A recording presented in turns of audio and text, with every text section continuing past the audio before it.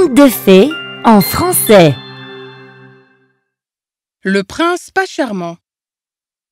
Au cœur de Pantouflia, le roi Touflias et la reine Éléonora se délectaient de richesses, mais leur cœur ne contenait qu'une chambre vide, celle d'un enfant. Le roi aimait les contes de fées pour se réconforter. La reine Éléonora, pratique et intelligente, se moquait de ces contes, mais souhaitait aussi un enfant.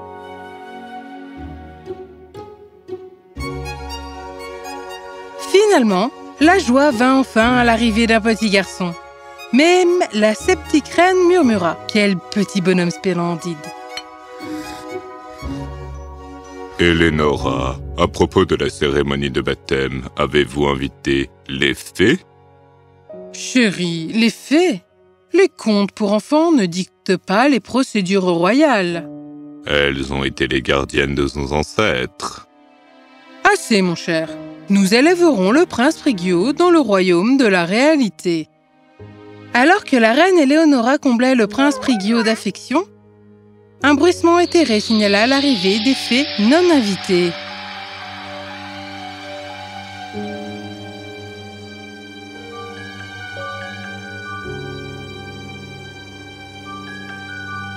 Salutations, Vos Majestés!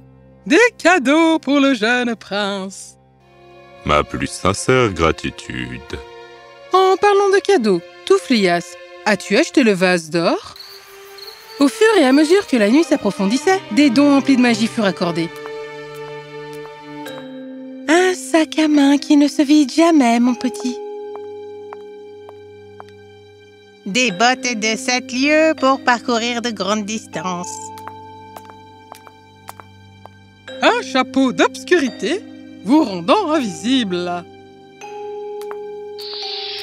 Et un chapeau à souhait pour réaliser vos désirs. Un tapis de voyage pour vous transporter partout où vous souhaitez être. Une beauté intemporelle, mon prince. Le courage de relever tous les défis. Et le charme de la chance, mon chéri. Et de ma part, le don d'une intelligence inégalée. La reine Éléonora resta impassible, considérant les cadeaux comme de simples bibelots.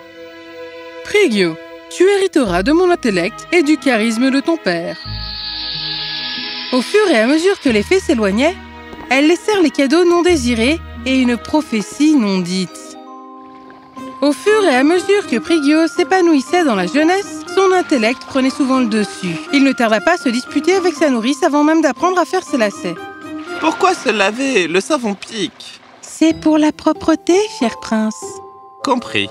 Je m'exécuterai. Son audace ne se limitait pas à sa nourrice. Il osait défier le roi. Père, pourquoi se régaler d'œufs pochés alors que le royaume a faim? Fais attention à ton ton, mon garçon, n'oublie pas ta place. La malédiction de cette vieille fée. Ce n'est pas de la rébellion, c'est juste dans ma nature. L'attitude de « je sais tout » de Frigio n'enchantait le cœur de personne. Fait amusant, vous pouvez préparer du pudding à partir de fans de navets et du cottage cheese à partir de restes de lait. Monsieur le chancelier du trésor, résolvez cette somme. Et vous, astronome royal, la Terre n'est pas le centre de l'univers. Les dames de la cour, elles levaient les yeux au ciel. Lui, je préfère pas. Hé, avez-vous lu ce livre? Non. Ignorant.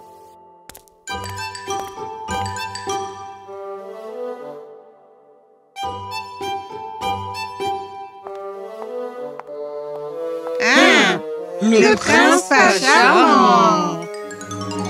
Les frères de Frigio, Alfonso et Enrico étaient les chouchous du royaume.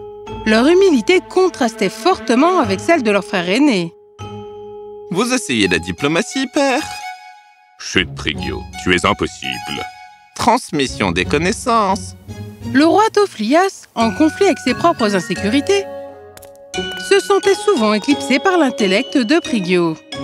17 moins 3, où est-ce que... 14. Des rumeurs d'un dragon de feu brûlant firent surface lors d'un été chaud, rendant les tensions déjà bouillantes encore plus vives. Le dragon de feu est-il à l'origine de cette chaleur insupportable? En effet, sire, une bête ancienne, faite de feu et de fureur. Le roi Touflias, dans une tentative voilée de se débarrasser de Prigio, lui lança un défi. Prigio, le dragon de feu fait des ravages. Apprivoise-le et tu pourras avoir le trône. J'admire votre foi, père, mais un dragon de feu? Mythe, pure fantaisie. Le rusé Prigio avait vu clair dans le complot et nomma effrontément Alfonso. Alfonso est jeune et courageux. Parfait pour la tâche, n'est-ce pas, Enrico? Bien sûr, Prigio, absolument. Imaginez que vous croyez au dragon de feu. C'est pratiquement un sauna, là-bas. J'y ferai face, frère. Mieux vaut emporter de la crème solaire, Alfonso. Et une ombrelle, peut-être. Avec la bénédiction du royaume, Alfonso se lança dans sa quête. Son absence prolongée plongea le royaume dans le chagrin. Alors que le royaume pleurait Alfonso, le prince Prigio resta aussi calme que jamais, ignorant l'absence de son frère, comme si c'était de simples vacances prolongées. Alfonso est parti et tu restes là à tout sourire. Une confusion peut-être, il est sûrement en train de partir à l'aventure autour du monde. Le prince Enrico, au cœur tendre mais courageux, s'avança, poussé par le devoir plus que par le désir. Pourtant, son destin fut le même que celui d'Alfonso. Le chagrin du royaume s'intensifia. Le roi Touflias, les yeux ardents remplis de larmes, appela Prigio. Ce dragon de feu, apporte-moi ses cornes et sa queue, ou affronte ton destin. Un stratagème pour retrouver votre fils préféré? Quoi qu'il en soit, je reste l'héritier. Qu'ai-je gagné à prendre ce risque? Touflias, à court de mots, grogna d'irritation. Ce garçon, il doit toujours avoir le dernier mot. Mère, j'ai déchiffré ces hiéroglyphes pour le plaisir. Ton génie, mon cher Prigio, m'étonnera toujours. Étonnant, plutôt exaspérant. Bon retour, père. Bien reposé? Oh, beaucoup, merci. Et merci de continuer à être l'épine dans mon pied. C'est un don, vraiment. J'en ai assez. Tu es insupportable. Vous avez oublié Unique. Exactement. Et donc je passe à l'action. Tu resteras seul dans le palais. Mais c'est votre fils. Ne vous inquiétez pas, mère. Une autre énigme à résoudre. Mon pauvre Prigio.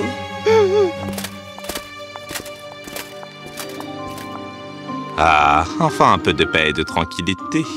Peut-être est-il temps de se rendre ville pour le dîner.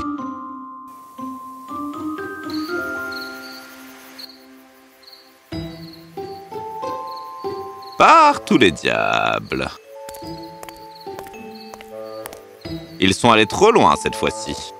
Le prince Prigio, se sentant seul et aliéné du royaume, avait erré dans le château abandonné. Il était tombé par hasard sur une chambre oubliée depuis longtemps.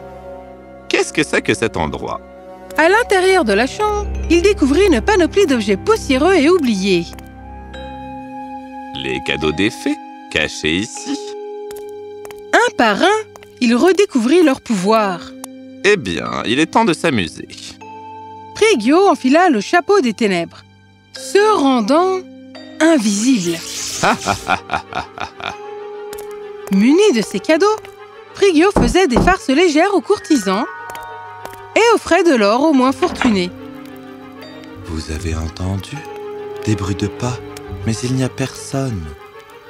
Puis, à l'aide de la bourse toujours pleine, il laissa des cadeaux surprises pour les enfants pauvres de la ville. Bénédiction, des pièces d'or venues de nulle part. L'aventure l'appelait, et Prigio répondit, s'envolant sur son tapis magique. Le tapis l'emportait, le transportait, laissant le royaume derrière lui. Quoi? Qu'est-ce que c'est? Un dragon de feu? Donc c'est réel. Le teint du prince Prigio vira au violet. Il ressentait de la peur et plus que cela, il se sentait coupable et stupide. Aussitôt, il retourna en tapis au royaume. Le prince Prigio se tient au milieu de la grandeur de la bibliothèque du palais, son esprit s'emballant avec un plan brillant. Si le dragon de feu pense qu'il peut m'arrêter, il apprendra bientôt le pouvoir de ses dons de fée. Le porte-monnaie toujours plein. Bottes rapides, chapeau d'invisibilité, chapeau de souhait, tapis de voyage. Courage et de la chance. Eh bien, je suis invincible.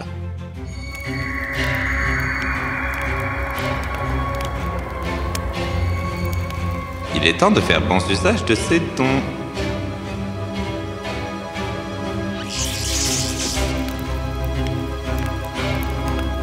Je sens un intrus, mais je ne vois rien.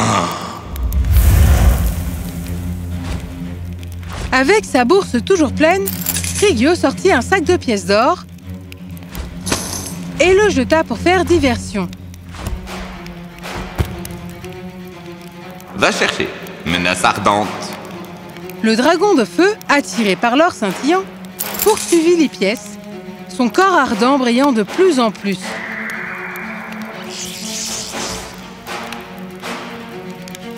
C'est moi!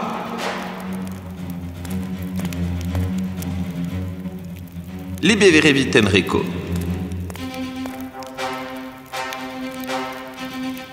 Juste à ce moment-là, le dragon de feu sentit quelque chose de louche.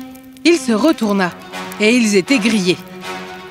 Te voilà, pas aussi malin que je ne le pensais. Je peux te voir, tu sais.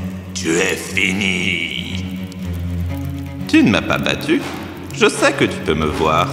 Juste au moment où le dragon de feu se mettait de plus en plus en colère et s'apprêtait à cracher du feu et rôtir les trois frères, le prince revêtit son chapeau de vœux. Souffle-moi des bulles. Enrico et Alfonso se préparaient à l'impact. Mais le dragon de feu cracha une explosion de bulles de savon. Et ça, tu l'avais vu venir? Le dragon de feu, trompé et déjoué, rugit de frustration alors que le prince Prigio s'échappait triomphalement avec ses frères. Mon fils, tu l'as fait. Une fois le dragon de feu neutralisé, Pantouflia se réjouit de l'intelligence et de la bravoure du prince Prigio, leur héritier légitime. L'astucieux prince regagna le respect de tout le monde. Le roi déclara Prigio l'héritier du trône et tout le monde était d'accord à l'unanimité.